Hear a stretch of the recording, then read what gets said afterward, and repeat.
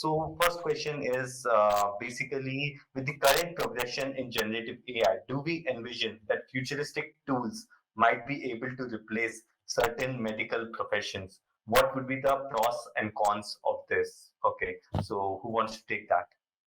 No, I'll jump real quick and we can all answer it. But the skinny is, it's going to be a shift in work. Right now, there's several AI companies that are transcribing my conversation. So in the future, I shouldn't be looking down, typing. When I see my patient, I should be able to just talk, and then the camera should be able to capture the physical exam. And so I think I'll be more efficient.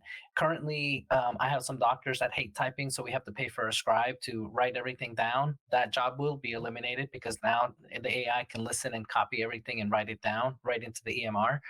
Some of the ethical considerations, I mean, obviously, the number one, like Michael mentioned, is HIPAA and privacy, making sure that there's not anyone that can hack into the system and all of a sudden listen to the whole conversation that's transcribed. And so making sure that those portals are under secure servers. So I'll keep it at that.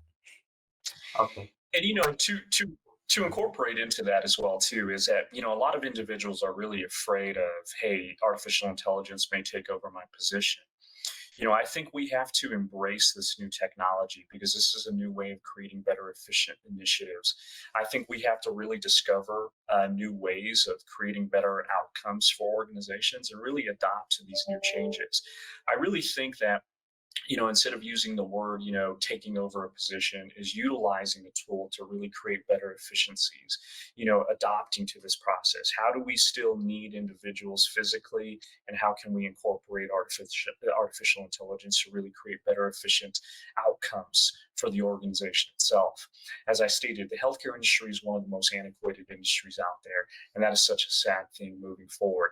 That's why we have to adopt to these new changes of creating better outcomes for our patients, because patient care is number one. And as I always say, this is a funny statement, but ladies and gentlemen, it is honestly about time that the Flintstones meet the Jetsons, and that is basically the bottom line. We need to adopt to these new changes, these new enhancements that are really going to create better efficiencies for the entire organization and the entire better patient care ecosystem initiatives for enhancing better initiatives.